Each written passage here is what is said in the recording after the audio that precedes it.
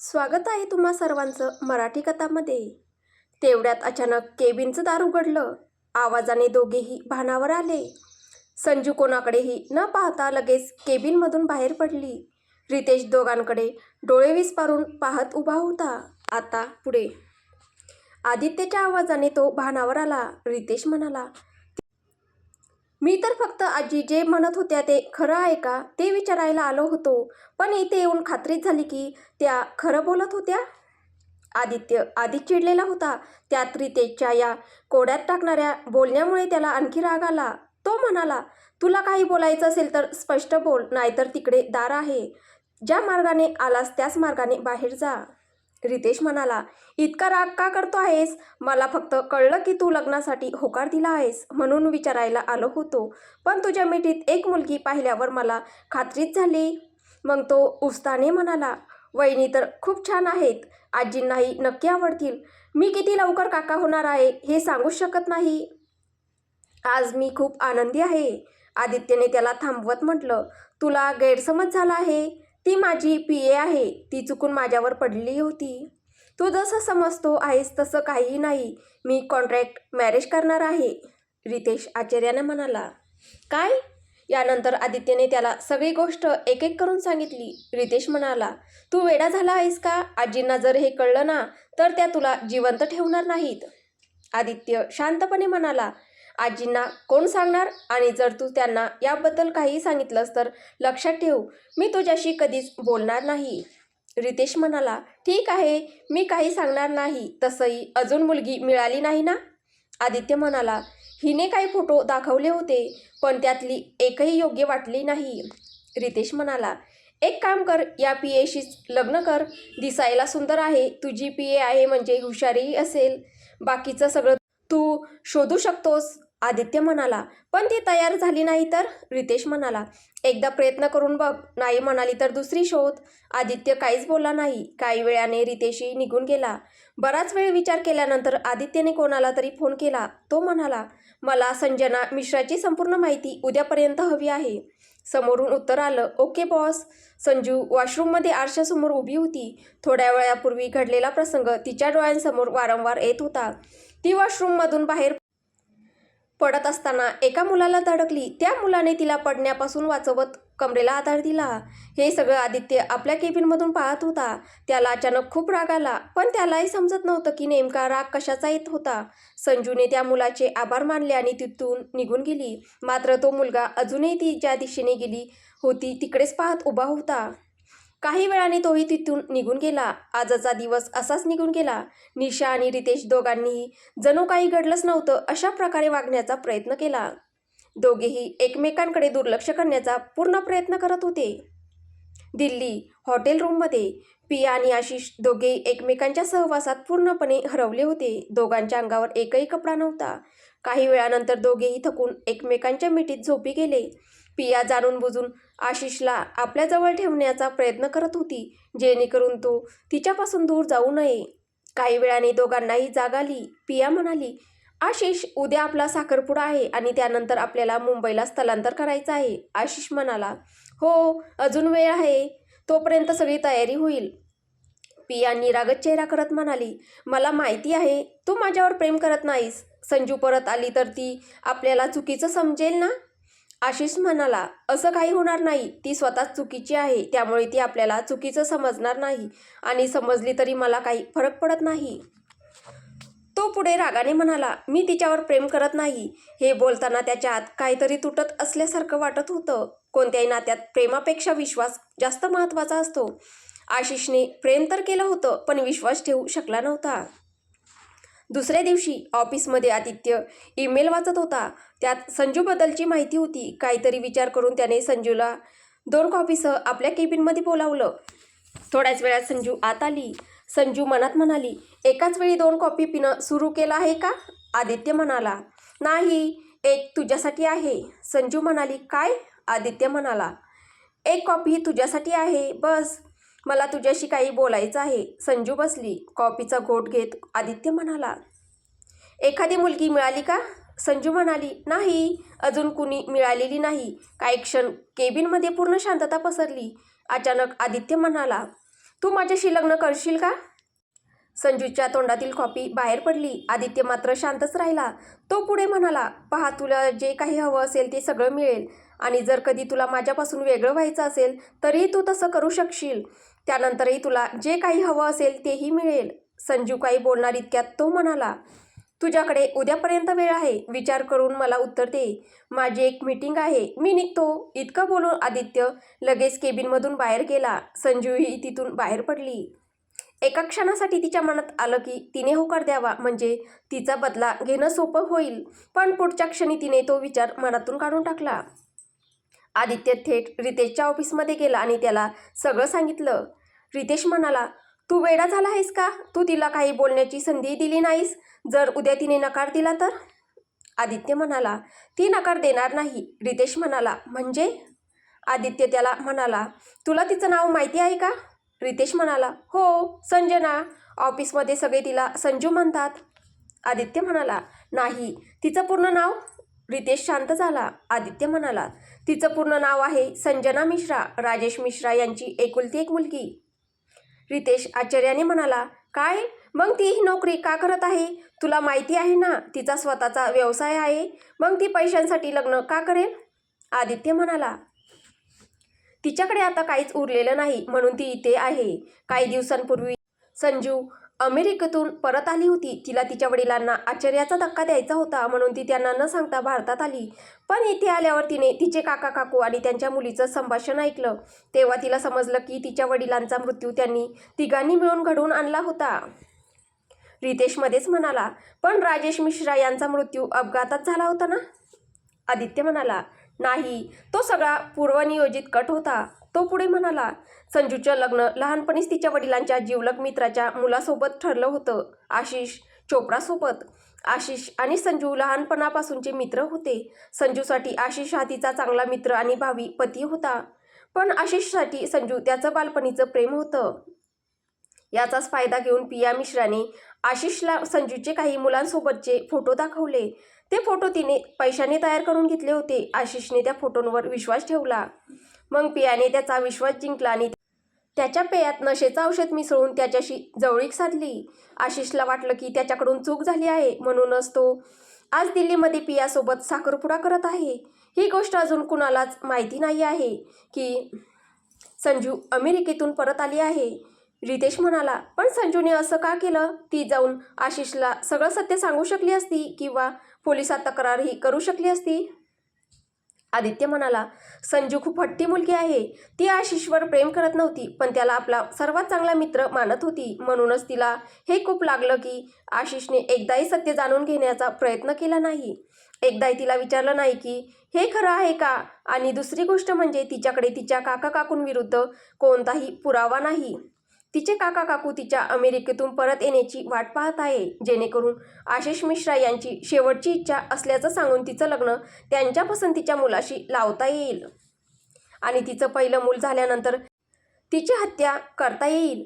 हे सगळं संजूला समजलं होतं, म्हणून ती कुणालाही न भेटता दिल्लीहून मुंबईला आली. रितेश म्हणाला, हे लोक तर खूपच वाईट आहेत, पण तुला इतका विश्वास का आहे की ती लग्नासाठी होकार देईल? आदित्य हसत म्हणाला, आज साखरपुड्यानंतर पिया तिच्या मॉडेलिंगसाठी आणि आशिष त्याच्या व्यवसायासाठी मुंबईत येणार आहेत. मुंबईत कधीतरी त्यांची भेट होणारच. संजूला स्वतःचं संरक्षण करायचं आहे. तिला तिच्या वडिलांच्या मृत्यूचा बदला घ्यायचा आहे आणि तिची मालमत्ता परत मिळवायची आहे. म्हणून लग्न हा तिच्यासाठी सर्वोत्तम पर्याय आहे. मालमत्तेसाठी तिला कुणाशी तरी लग्न करावंच लागेल, कारण राजेश मिश्रा यांनी त्यांची संपूर्ण मालमत्ता संजूच्या पहिल्या मुलाच्या नावावर केली आहे. रितेश म्हणाला, असंच असो. दुसरीकडे दिल्लीमध्ये ताज रेसिडेन्सी या साखरपुडा समारंभासाठी अनेक नामांकित उद्योगपती उपस्थित होते. संपूर्ण ठिकाण अतिशय सुंदर पद्धतीने सजवण्यात आले होते. थोड्याच वेळात पिया आणि आशिषची एंट्री झाली. त्यांना पाहून सगळेच पाहत राहिले. दोघांची जोडी खूपच सुंदर दिसत होती. काही वेळानंतर दोघांना अंगठी समारंभासाठी स्टेजवर बोलावण्यात आले. उपस्थित सर्वजण त्यांचं कौतुक करत होते. मेड फॉर इच अदर अशीच त्यांची जोडी वाटत होती. थोड्या वेळाने त्यांची मुलाखत घेण्यात आली. रिपोर्टर म्हणाला, आम्ही ऐकलं आहे की काही काळानंतर तुम्ही मुंबईला स्थलांतर करत आहात. आशिष म्हणाला, हो, आम्ही मुंबईला स्थलांतर करत आहोत. इथला व्यवसाय माझे वडील सांभाळतील आणि मुंबईतील आमचा नवीन व्यवसाय मी सांभाळेल. पिया देखील तिच्या मॉडेलिंग करिअरसाठी माझ्यासोबत मुंबईला येत आहे. थोड्याच वेळात पार्टी संपली. मुंबईमध्येही संजू हा इंटरव्ह्यू पाहत होती. तिला समजत नव्हतं की आता काय करावं. तिला अजून कोणासमोरही यायची इच्छा नव्हती. जर हे लोक मुंबईत आले तर कधी ना कधी त्यांना तिच्याबद्दल कळणारच होतं. तेवढ्यात तिला आदित्यचा प्रस्ताव आठवला. तिला समजत नव्हतं की काय निर्णय घ्यावा. दुसऱ्या दिवशी निशा आणि संजू दोघी आपल्या आपल्या कामाच्या ठिकाणी गेल्या. निशा लिफ्टमध्ये पोहोचली तेवढ्यात रितेशही आत आला. त्या क्षणी लिफ्टमध्ये फक्त ते दोघेच होते. दोघांनाही काय बोलावं हे समजत नव्हतं.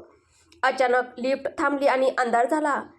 निशाला अंधाराची खूप भीती वाटत असल्यामुळे तिने लगेच रितेशला मिठी मारली. रितेशलाही जाणवलं की ती भीतीने थरथरत आहे, त्यामुळे त्याने तिला मिठीत घेतलं. निशा घाबरलेल्या आवाजात म्हणाली, लवकर काहीतरी करा, मी ते जास्त वेळ राहू शकत नाही. रितेश तिला म्हणाला, माझ्या फोनमध्ये नेटवर्क नाही, तुझा फोन दे. पण निशाच्या फोनलाही नेटवर्क नव्हतं. रितेश म्हणाला, शांत हो, आपण लवकरच बाहेर पडू. निशाचे डोळे बंद होते. तिची तब्येत बिघडल्यासारखी वाटत होती. रितेशला काय करावं हे समजत नव्हतं. त्याने तिचं लक्ष दुसरीकडे वळवण्याचा प्रयत्न केला आणि तिच्या ओठांवर ओठ टेकवले. पहिले तर तो तिचे लक्ष दुसरीकडे वळवण्यासाठी किस करत होता, पण नंतर त्याला निशाला किस करताना चांगलं वाटत होतं. तो पॅशनेटली तिला किस करत होता. त्याच्यासोबत तीही वाहवत चालली होती. ती त्याला किस करत होती.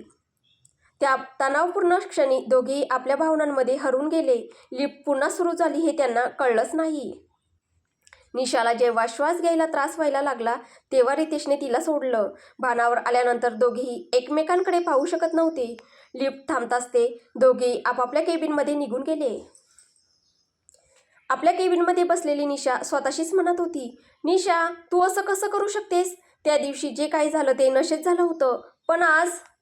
दुसरीकडे रितेशही हाच विचार करत होता.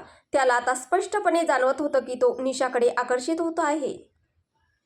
तर इकडे संजू आपल्या केबिनमध्ये बसून कालच्या सगळ्या गोष्टींचा विचार करत होती. तेवढ्यात आदित्यने तिला आपल्या केबिनमध्ये बोलावलं. संजूने आधीच आपलं उत्तर ठरवलं होतं. संजू आणि आदित्य दोघेही केबिनमधल्या आतील खोलीत बसले होते. आदित्यने विचारलं, काय विचार केला आहेस? संजू म्हणाली, तुम्ही माझ्याबद्दल सगळी माहिती काढली आहे ना? मी कोण आहे हे कळल्यामुळेच तुम्ही मला हा प्रस्ताव दिला आहे, बरोबर ना? आदित्य म्हणाला, हो, मी आधीच तुझ्याबद्दल सगळी माहिती मिळवली होती. आता तुझं उत्तर सांग. संजू म्हणाली, हो, पण माझ्या काही अटी आहेत. आदित्य म्हणाला, जसं की? संजू म्हणाली, पहिली अट, मला तुमचे पैसे नकोत. मला फक्त माझ्या वडिलांच्या मृत्यूचा बदला घ्यायचा आहे. त्यासाठी तुम्हाला माझी मदत करावी लागेल. दुसरी अट, योग्य वेळ येईपर्यंत आपल्या लग्नाबद्दल कुणालाही माहिती होता कामा नये. तिसरी अट, जोपर्यंत आपण एकत्र आहोत तोपर्यंत आपण एकमेकांशी प्रामाणिक राहू. चौथी अट, जर कधी तुम्हाला दुसऱ्या कुणावर प्रेम झालं तर तुम्ही सर्वात आधी मला सांगाल आणि माझ्या बाबतीतही तेच लागू असेल. आदित्य म्हणाला, ठीक आहे, मी तुला बदला घेण्यात मदत करेल. आपण कोर्टात लग्न करू, त्यामुळे कुणालाही समजणार नाही आणि मला पुन्हा कधीच प्रेम होणार नाही. एकदा झालं होतं, म्हणून आता नाही. तो पुढे म्हणाला, माझ्या आयुष्यात एक मुलगी होती, किंजल. मी तिच्यावर खूप प्रेम करत होतो, पण आम्ही दोघांनीही आमच्या मर्यादा कधी ओलांडल्या नव्हत्या. एक दिवस तिच्या हट्टामुळे आम्ही एकमेकांच्या खूप जवळ आलो. 2 दिवसांनी मी तिला सरप्राईज द्यायला तिच्या घरी गेलो. ती घरी नव्हती, पण मला तिचा प्रेग्नन्सी रिपोर्ट मिळाला. ती 2 महिन्यांपासून प्रेग्नेंट होती. मी तिला काहीही विचारलं नाही. मी माझ्या माणसाला सगळं शोधून काढायला सांगितलं. तेव्हा मला कळलं की त्या मुलाचं नाव माझ्याशी जोडता यावं म्हणून त्या दिवशी तिने माझ्याशी संबंध ठेवले होते. या सगळ्यात तिचा प्रियकरही सहभागी होता. तिला लग्नानंतर माझी मालमत्ता मिळवायची होती आणि नंतर ती तिच्या प्रियकराकडे परत जाणार होती. तेव्हापासून मला प्रेमावर विश्वास उरलेला नाही. माझ्या भूतकाळाबद्दलचं सत्य मी तुला सांगितलं. संजू म्हणाली, माझ्याबद्दल तुम्हाला आधीच सगळं माहिती आहे, तरी काही विचारायचं असेल तर विचारू शकता. आदित्य म्हणाला, तू आशिषला एकदाही सत्य सांगण्याचा प्रयत्न का केला नाहीस? संजू म्हणते, कारण त्याने आधीच मला चुकीचं समजलं होतं. जो माझ्यावर विश्वास ठेवू शकत नाही त्याला माझ्या आयुष्यात राहण्याचा अधिकार नाही. आदित्य म्हणाला, तुला वाटत नाही का की त्याच्यासोबत चुकीचं होत आहे? तो अशा मुलीशी लग्न करतो आहे जिला त्याच्यावर नाही तर त्याच्या पैशांवर प्रेम आहे. संजू म्हणाली, त्यात मी काही करू शकत नाही, पण लग्नाआधी पियाचं खरं रूप आशिष समोर आणण्याचा मी प्रयत्न करेन. त्यानंतर काय करायचं हे त्याच्यावर अवलंबून असेल. आदित्य म्हणाला, जर पियाचं सत्य समोर आल्यानंतर आशिषने तुझी माफी मागितली आणि पुन्हा आयुष्यात येण्याची विनंती केली तर? संजू शांतपणे म्हणाली, मी त्याला माफ करेन. त्याची मैत्रीणही होऊ शकते, पण त्यापेक्षा जास्त अपेक्षा त्याने माझ्याकडून ठेवू नयेत. संजूचं उत्तर ऐकून आदित्यच्या चेहऱ्यावर हलकंसं स्मित उमटलं.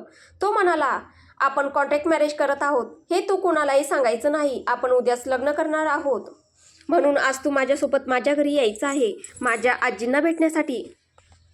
संजू आश्चर्याने म्हणाली, आज? आदित्य म्हणाला, हो, आणि लग्नानंतर तुला पुढे काय करायचं आहे ते मी सांगेन. त्यानंतर ती आपल्या केबिनमध्ये जाते. संजू आज लवकरच घरी आली होती. आदित्य तिला घ्यायला येणार होता. संजू आज भारतीय पेहरावात खूपच सुंदर दिसत होती. संजूने निशाला फक्त एवढंच सांगितलं होतं की ती आदित्यशी लग्न करत आहे. आदित्य त्याच्या आजीसाठी लग्न करत होता आणि ती तिच्या सुडासाठी. निशाने तिला काहीच म्हटलं नाही. तिला माहीत होतं की संजू जे काही करेल ते विचारपूर्वकच करेल. थोड्याच वेळात आदित्य आला. साडीत संजूला पाहून तो क्षणभर थक्कच झाला. आज पहिल्यांदाच त्याने संजूला साडीत पाहिलं होतं. संजू खूपच सुंदर दिसत होती. आदित्यची नजर तिच्यावरून हटतच नव्हती. आदित्यची नजर वारंवार संजूच्या सडपातळ कमरेकडेच जात होती. त्याने स्वतःचं लक्ष गाडी चालवण्याकडे केंद्रित केलं. आदित्य म्हणाला, आजीने विचारलं तर सांगायचं की आपण 2 वर्षांपूर्वी अमेरिकेत भेटलो होतो. तेव्हा आपण फक्त मित्र होतो आणि काही काळापूर्वीच आपल्या नात्याची सुरुवात झाली. संजू म्हणाली, ठीक आहे, मी साडीत ठीक दिसते आहे ना? आजींना आवडेल ना? आदित्य म्हणाला, हो, छान दिसतेस. आजींना नक्कीच आवडशील. संजू मनातच म्हणाली, किती खडूस आहे हा, नीट कौतुकही करू शकत नाही. तर आता पुढे काय होईल? आजींना संजू आवडेल की नाही हे आपल्याला पुढच्या भागात पाहायला भेटेल. तुम्हाला ही कथा कशी वाटते आहे कमेंटद्वारे नक्की कळवा. कथा आवडत असेल तर व्हिडिओला लाईक करा, शेअर करा. कथेची पुढील भाग ऐकण्यासाठी आपल्या चॅनलला सबस्क्राईब करा. धन्यवाद.